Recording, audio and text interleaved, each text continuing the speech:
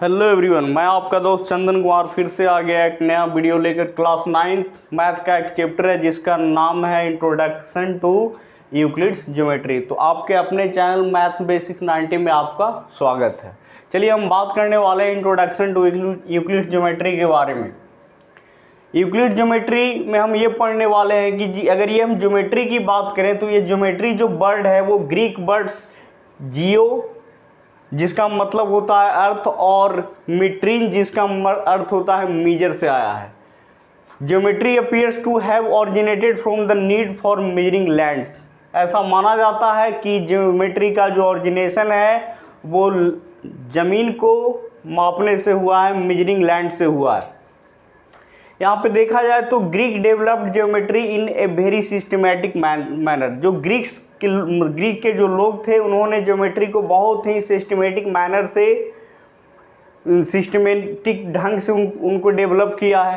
अब यहाँ पे 3 ग्रीक मैथमेटिशियन की अगर बात करें, जैसे थेल्स हो गए, पाइथागोरस हो गए, थेल्स की बात करें जो कि थेल्स पीपल हो गए, एंड यूक्लिड्स की बात करें तो इन लोगों ने ज्योमेट्री में बहुत बड़ा योगदान इन लोगों का रहा। इस तरीके से the geometry of plane figure is known as Euclidean geometry. Plane figure geometry का जो प्लेन फिगर होता है, यानी प्लेन फिगर वाले ज्योमेट्री को हम यूक्लिडियन ज्योमेट्री की कैटेगरी में रखते हैं। और यहाँ तक कि हिज फेमस बुक्स की अगर बात करें, जैसे यूक्लिड्स ने क्या किया कि 300 BC में उन्होंने एलिमेंट्स नामक एक बुक को पब्लिश किया जिसमें 13 चैप्टर में ज्योमेट्री के बारे में उन्होंने काफ़ी अच्छे से डिस्कशन किया है। यहाँ तक कि कुछ हमारे जो इंडियन मैथमेटिशियन थे उन्होंने भी ज्योमेट्री में उनका भी कुछ काफ़ी बड़ा योगदान रहा। जैसे हम आर्यभट्ट की बात करें, ब्रह्मगुप्त की बात करें, ब्रह्मपुत्र की बात करें, भास्कर की बात करें, तो इन सभी ने भी ज्योमेट्री में कुछ न कुछ योगदान दिया है जो कि इंडियन मैथमेटिशियन थे। Thank you. चलिए, तो यहाँ पे हम बात करने वाले हैं एक्सियोम्स एंड पोस्टुलेट के बारे में। इस चैप्टर में मेनली हम यूक्लिड्स के द्वारा दिए गए जो एक्सियोम्स हैं और जो पोस्टुलेट हैं उन्हीं के बारे में डिस्कस करेंगे। तो ये एक्सियोम और पोस्टुलेट ऐसे होते हैं जो सेल्फ प्रूव्ड स्टेटमेंट होते हैं, अपने आप में क्या होते हैं, ये प्रूव्ड होते हैं, इन्हें प्रूव करने की ज़रूरत नहीं होती है। तो इस तरीके से हमें यहाँ पे देखना है कि self evident true statement use throughout mathematics and not specifically link to geometry are called axiom. जो एक्सियोम ऐसे स्टेटमेंट होते हैं जिनका ज्योमेट्री से कोई लिंक नहीं होता है, जबकि ये जो पोस्टुलेट होते हैं इनका कनेक्शन, इनका जो लिंक होता है वो सिर्फ और सिर्फ ज्योमेट्री से होते हैं। हम एक्सियोम का यूज मैथमेटिक्स से कोई भी ब्रांच में कर सकते हैं, बट पोस्टुलेट का जो यूज है, जो एप्लीकेशन है, वो सिर्फ और सिर्फ हम ज्योमेट्री में ही कर सकते हैं। तो आइए हम यहाँ पे देखते हैं यूक्लिड्स एक्सियोम के बारे में। पहला एक्सियोम कहता है कि things which are equal to the same things which are equal to the same things are equal to one another. अगर हम मान के चलें कि ए जो है सी के इक्वालेंट है और बी जो है वो भी सी के इक्वालेंट है, तो इसका मतलब ये होगा कि ए जो है बी के क्या होंगे, बराबर होंगे। अगर ए सी के बराबर है, बी सी के बराबर है, तो इसका मतलब ए और बी आपस में भी क्या होंगे, इक्वल होंगे। नेक्स्ट कह रहा है कि नेक्स्ट एक्सियोम कहता है कि if equals are added to equals the wholes are equal. अगर इक्वल में हम इक्वल को ऐड करते हैं तो उनका होल क्या रहता है, वो भी इक्वल ही रहता है। जैसे यहाँ पे मान लिया जाए कि 100 इज इक्वल टू, हमने यहाँ पे 100 लिया, यहाँ पे कोई पर्सन ए है, कोई बी है, ए के पास भी 100 रुपीज़, बी के पास भी 100 रुपीज़, दोनों इक्वल हैं। अब हम दोनों तरफ क्या कर रहे हैं कि 20 ऐड कर रहे हैं, तो इधर भी हो गए 120 और इधर भी हो गए 120। तो इस तरीके से हमने सेकेंड एक्सियोम में देखा कि equals are added to equals then wholes are equal. अगला है कि the equals are subtracted from equals. अगर इक्वल्स में इक्वल अगर हम सब्ट्रैक्ट करते हैं तो रिमाइंडर जो होता है वो भी इक्वल रहते हैं। जैसे मान के चलिए कि ए है इज इक्वल टू बी है, इधर भी हमने 1 1000 ले लिया, इधर भी हमने 1000 लिया, इधर भी हमने क्या किया कि 500 सब्ट्रैक्ट कर दिया, इधर भी 500 सब्ट्रैक्ट कर दिया, तो इधर भी 500 रिमाइंडर बच गए, इधर भी 500 रिमाइंडर बच गए। तो इस तरह से थर्ड एक्सियोम ये कहता है कि इक्वल में अगर इक्वल सब्ट्रैक्ट किया जाए तो जो रिमाइंडर्स होते हैं वो भी क्या होते हैं, इक्वल होते हैं। तो जस्ट इस तरीके से आगे देखेंगे हम लोग। चलिए, तो यहाँ पे हम अगला जो एक्सियोम देखने वाले हैं, कह रहा है कि things which coincide with one another are equal to one another. जो कोई भी चीज एक दूसरे को अगर कोइंसाइड कर ले, मतलब एक को उठा के अगर दूसरे के ऊपर हम रख दें और उसको एग्जैक्टली सुपरपोज कर ले, ढक ले, तो हम कहेंगे कि वो क्या है, आपस में इक्वल हैं। अगर मान के चलिए कि अपने पास दो लाइन सेगमेंट ए बी हैं और सी डी हैं, और ये दोनों एक दूसरे को क्या कर रहे हैं, कोइंसाइड कर रहे हैं। कोइंसाइड करने का मतलब ए बी को उठा के रखेंगे तो ये जो है सी के लॉन्ग फॉल करेगा, बी डी के लॉन्ग फॉल करेगा। तो ऐसे सिचुएशन में ए बी बराबर क्या हो जाएगा, डी सी। और अगर यहाँ पे हम ले ले एक पॉइंट सी, तो ए सी और C B whole A B को क्या कर रहे हैं, कोइंसाइड कर रहे हैं। ए सी प्लस बी सी जो है होल ए बी को कोइंसाइड कर रहा, तो इसका मतलब ये हुआ कि A C plus B C is equal to A B. उसी तरीके से अगर यहाँ पे हम डी एफ ले लेते हैं, तो सी एफ और plus F D C D को क्या कर रहे हैं, कोइंसाइड कर रहे हैं। तो इसका मतलब कि C F plus F D is equal to क्या हो जाएंगे, सी डी हो जाएंगे। तो हमने ये सीखा कि जो चीज़ एक दूसरे को कोइंसाइड करे, एक को उठा के अगर दूसरे के ऊपर रखें और उसको अगर एग्जैक्टली कवर कर ले, ढक ले, तो इसका मतलब है कि वो क्या होंगे, इक्वल होंगे। The whole is greater than the part. ये बात बिल्कुल सही है कि जो होल होते हैं वो अपने पार्ट से क्या होते हैं, बड़ा होते हैं, ग्रेटर होते हैं। जैसे मान के चलिए कि हमने कोई भी लाइन सेगमेंट लिया, 50 सेंटीमीटर इसका लेंथ है, तो हमने क्या किया है कि इससे 10 सेंटीमीटर लेंथ को हमने कट कर लिया। तो ये 10 सेंटीमीटर जो है होल यानी 50 सेंटीमीटर का एक पार्ट है, और ये जो है होल से क्या होंगे, छोटा होंगे। या हम ये कह सकते हैं कि होल जो होगा वो अपने पार्ट से क्या होगा, बड़ा होगा। यानी 50 जो होंगे हमेशा 50 सेंटीमीटर हमेशा 10 सेंटीमीटर से छोटा होंगे। इस तरीके से अगर मान लिया जाए कि हमने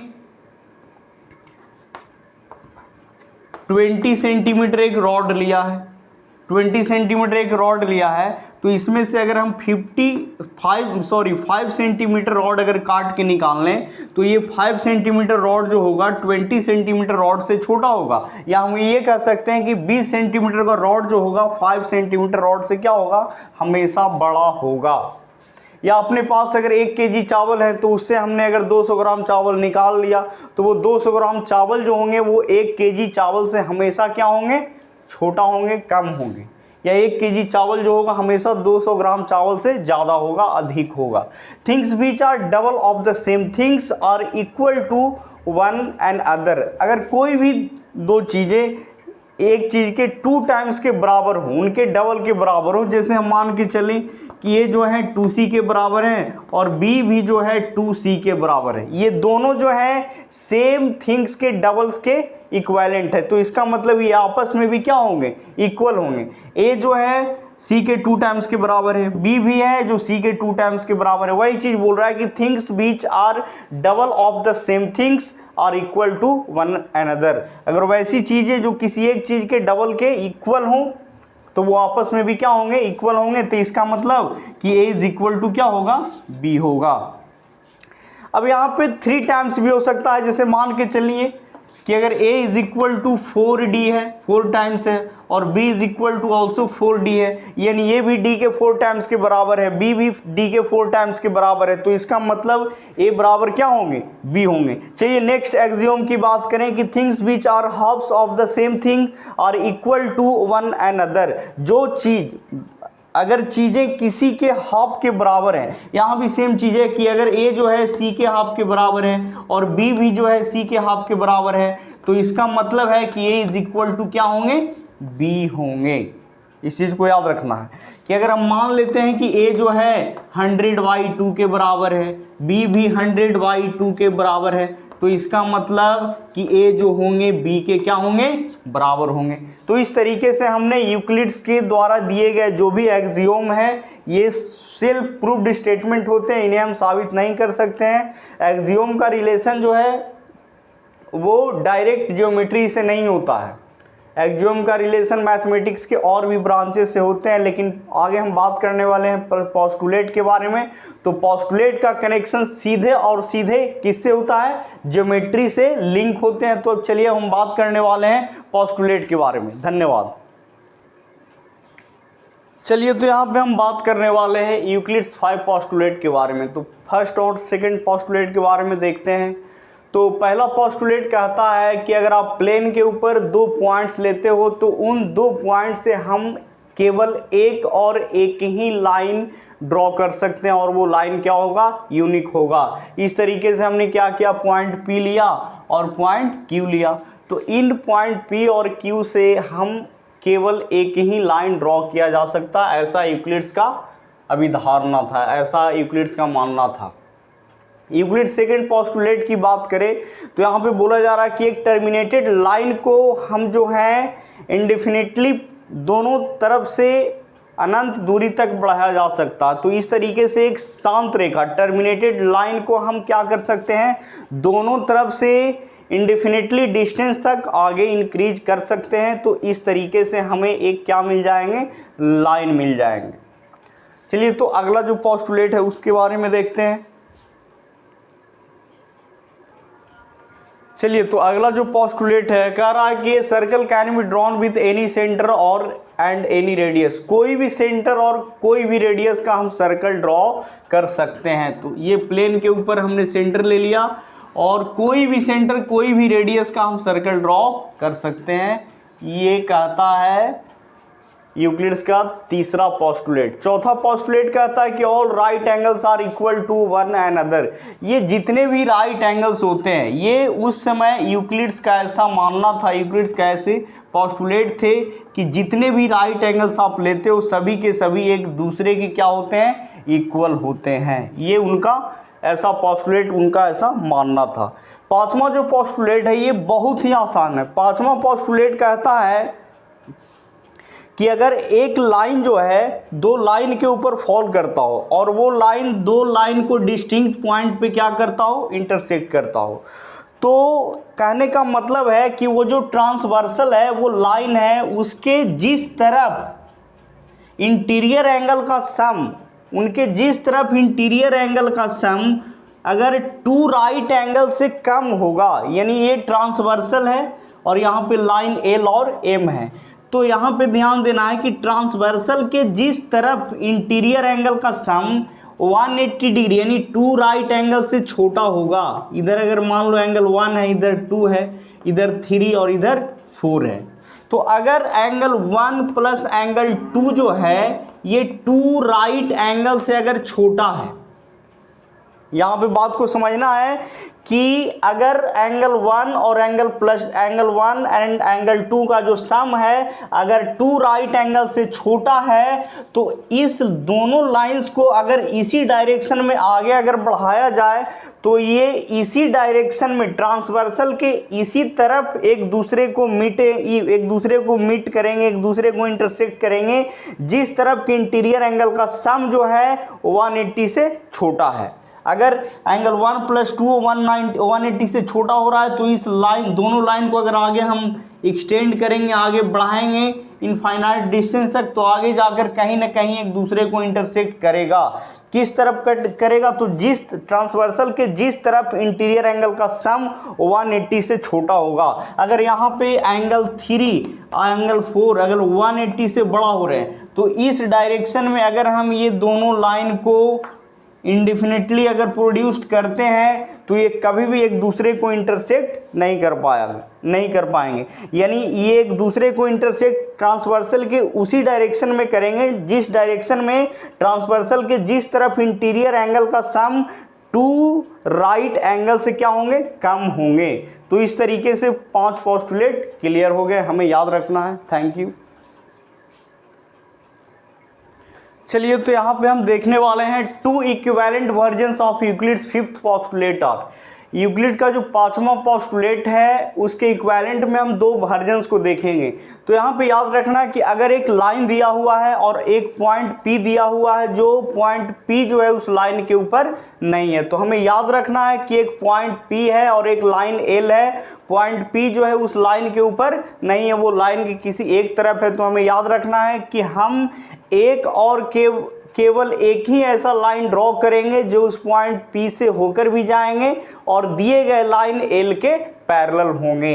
हमें याद रखना है कि अगर एक पॉइंट P है और एक लाइन L है, पॉइंट P जो है लाइन के ऊपर नहीं है, तो उस पॉइंट P से हम केवल और केवल एक ही लाइन ड्रॉ कर सकते हैं जो उस पॉइंट P से होकर भी जाएंगे और साथ ही साथ दिए गए लाइंस के क्या होंगे, पैरेलल होंगे। तो हमें याद रखना है कि हम एक और केवल एक ही लाइन ड्रॉ कर सकते हैं जो P से होकर जाएगा और साथ ही साथ क्या होंगे, ये लाइन M जो होंगे P से होकर जाएंगे और L के क्या होंगे, पैरेलल होंगे। सिर्फ एक और एक ही लाइन होगा।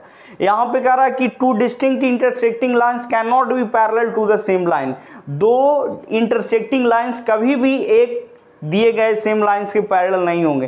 तो यहाँ पे लाइन P और लाइन Q क्या कर रहे हैं, एक दूसरे को इंटरसेक्ट कर रहे हैं। तो ये 2 इंटरसेक्टिंग लाइंस कभी भी लाइन L के पैरेलल नहीं होंगे, क्योंकि हमने क्या पढ़ा है कि अगर कोई एक पॉइंट और कोई एक लाइन दिया हुआ है, अगर पॉइंट जो है लाइन के ऊपर लाई नहीं करता है, तो हम उस पॉइंट से, आउटसाइड पॉइंट से एक और केवल एक ही लाइन ऐसा ड्रॉ कर सकते हैं जो उस पॉइंट से होकर भी जाएगा और दिए गए लाइन के क्या होंगे, पैरेलल होंगे। तो इस तरीके से हमने यूक्लिड्स के एक्सियोम के बारे में देखा, पोस्टुलेट के बारे में देखा।